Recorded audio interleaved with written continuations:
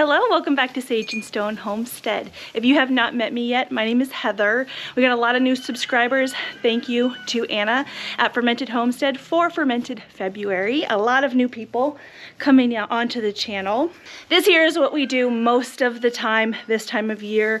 We have a dairy goat herd that consists of right now about 20-ish dairy goats. Kind of changes day by day, and we are waiting for a couple of our mamas to give birth. This here is Miss Christine. She's a La Mancha. La Manchas are naturally earless, or they do have these little tiny ears. Shindy here has what's called an elf ear, and then Christine has a gopher ear.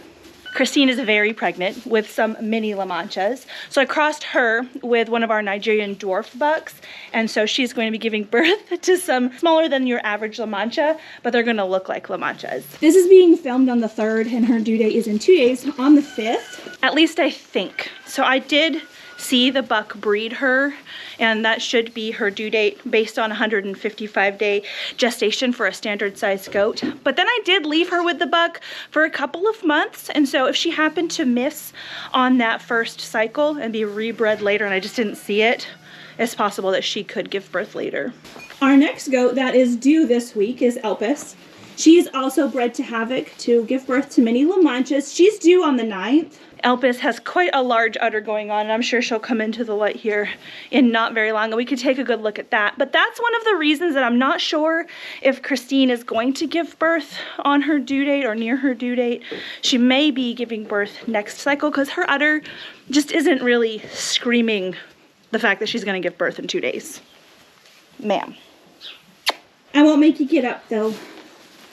You'll get up eventually and we'll look at it, okay? She's definitely beached whale status at this point, though. So are you. How are you even standing? Barely Boo here. She's due March 3rd with Nigerian dwarves. You know, she's looked bigger on other days. She doesn't look too bad right now, huh? Given that we are supposed to be having babies, at least from Elpis this week, I do have some things that I need to do in the barn to prepare for that. So right here is the kidding section of our barn. I try to keep it open most of the year because it doesn't need to serve a kidding purpose only. It allows the goats several different places to bed down. And I also do have a mini feeding station in here as well. So this is my main kidding pen. I have 3 of them. This one here I've kind of used as a trash bin. There's a leak in the roof. I think it was April last year we had a really bad windstorm that peeled back some of the roof in here, and we've done what we can to patch it up, but it's a pretty substantial leak, and so I don't really use this kidding pen anymore. I guess I could if I really needed to and it hadn't rained in a while, but we've had quite a lot of rain recently, so it's probably pretty wet in there. And I do have this kidding pen down here that actually is a little bit bigger than the others, so I could use it if I wanted. But I think what I'm gonna do is just focus on cleaning one of these out and preparing one of the pens for one lady to give birth in. All of our kidding stalls have these doors on them that are really just pallets with some hinges on them. Can I try to close it, please?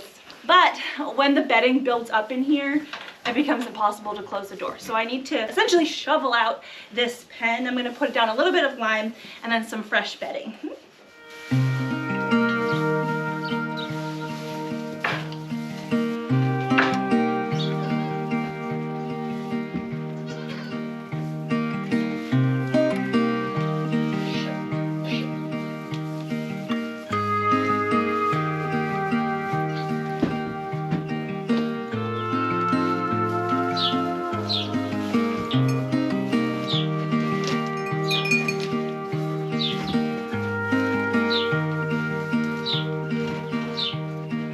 Alright, so we'll come back to what I'm doing with this pile in just a minute. But Miss Christine here stood up, and if she'll let us get behind her.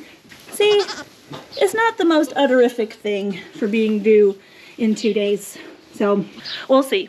Their udder absolutely can pop or like get super big overnight, like the day that they give birth. We'll just have to see. Yeah, no rush. We're getting ready though. And there's Miss Elpis. She's an overachiever. It's beautiful.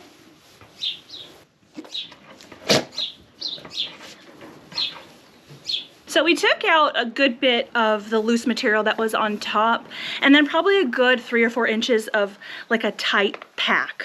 I don't necessarily mind a tight pack, especially in the winter. You can probably tell that I'm a little bit flush. It is quite warm here today. Oh my goodness, stop farting. And of course I decided to wear a sweatshirt, but again, it's February 3rd. I should be able to wear a sweatshirt. Anyhow, I don't think this is the type of winter where we are going to need the heat that a nice buildup of manure can bring to a barn. It wouldn't necessarily be a bad thing. Our barn is plenty ventilated, but having removed that pack, I have unearthed a little bit of moist soil that I don't necessarily love, and that's where the lime comes in. So I bought this lime because it is animal and garden safe. My friends over at GWP Homestead have an affiliate link, and if I'm able to put their affiliate link on my video, I will.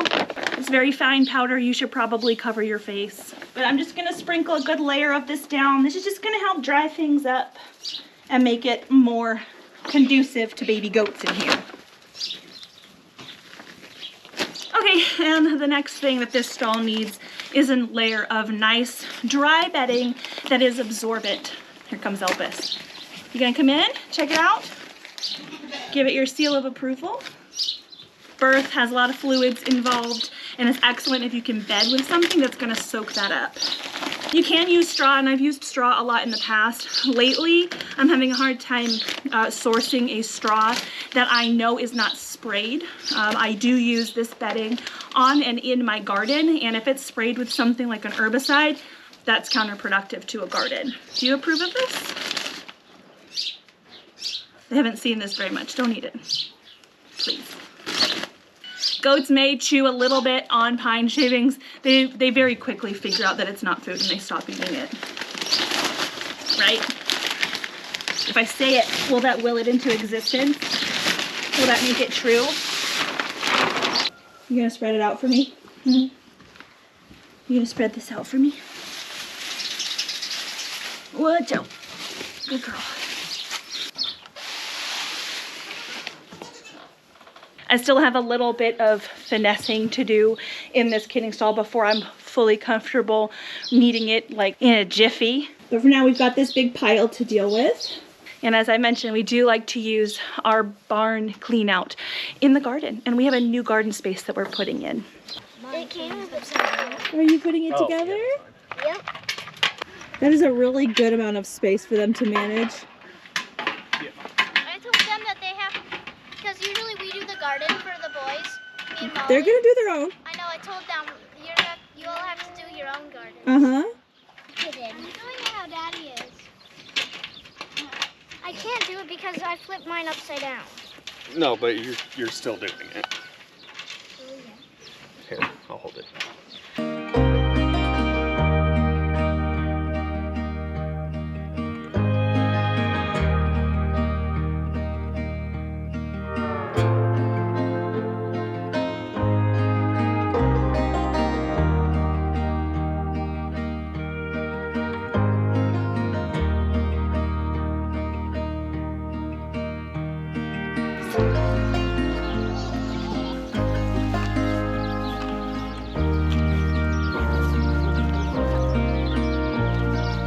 So the refuse that we cleaned out of the one kidding stall was enough for almost one of these vego beds. I guess it's a good thing. I have 3 kidding stalls to clean out and then plenty other sources of manure. So we should be able to fill these beds up most of the way with stuff from our barn. And this right here is something that we gave to our kids for Christmas. So those of you who have been following the channel for a little while, especially in the garden tours in the last couple of years, you know that the kids have shared a garden space with me over near my raised bed garden. It's really too big for them. It does get pretty out of hand by the end of the season, more so than your average garden. And so we figured giving them each one raised bed to manage themselves was going to be a lot more manageable for them and help them love gardening. So as you can see, each raised bed has access to a trellis. This is actually quite tall. I mean, it's probably 9 feet up there, so even I might need a step stool to harvest whatever they decide to plant. And yeah, I've got big plans for their old space in the raised bed garden or next to the raised bed garden. That space I really hope to make more of a perennial space over time, and I'm thinking some muscadines, some dwarf trees. If you have suggestions, we're growing in zone 7A, please let me know. So there's one more task that I would like to take care of today before the sun goes down. The girls are going to be coming out with some rabbits that we're going to wean. Do we still put them in together?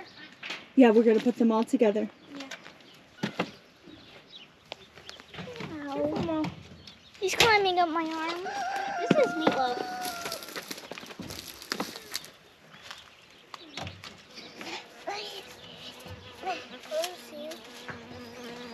We're all sitting in funny. Ooh, that honeybee. Yeah, there's a honeybee. Look at this one. The tips of its ears are fluffed out. Both of them were. Is that one the fluffy one? That's funny. They're all fluffy. Stop it. This one's also lops. She's pretty. I think that's the boy. Oh, he's pretty. Boop. Boop. Boop. He's trying to get open. Boop. Boop. Who's this? Sausage. What are we doing with Sausage? Keeping her. We're keeping Sausage. Are they both girls? Yep. Okay, we'll make this the girl cage. I know that they're both girls. I checked them when they were little, and now that they're bigger, I also checked them, and they're girls. They're both girls, okay. The boy. Whoa. There's a lot of bunnies. So these are what we call our pretty bunnies. Normally we sell these to the farm store as pets. We have decided to keep this particular batch back as meat. We are going to keep Sausage as a breeder. The reason being, we are playing around a little bit with tanning hides. I'm not super great at it quite yet, but I'm working on it. I'm working on my favorite method for tanning hides. And so we figured we'd play around with some of the pretty hides because our meat rabbits are Californians and they have nice hides. They're white, but pretty furs like this are fun to play with. So it turned out that today's video was kind of preparing for kids and preparing the kids. We really encourage our kids. They don't have to want this lifestyle in the future, but we would really love them to love this lifestyle enough to consider it when they're older. So setting them up for success like this is part of that process. I do have an affiliate link if you're interested in any of the vego beds. We've got one in the greenhouse that's really tall. We've got these now, and I do have another set that I am going to be unpacking. So stay tuned. Baby goats will be hitting the ground very, very soon.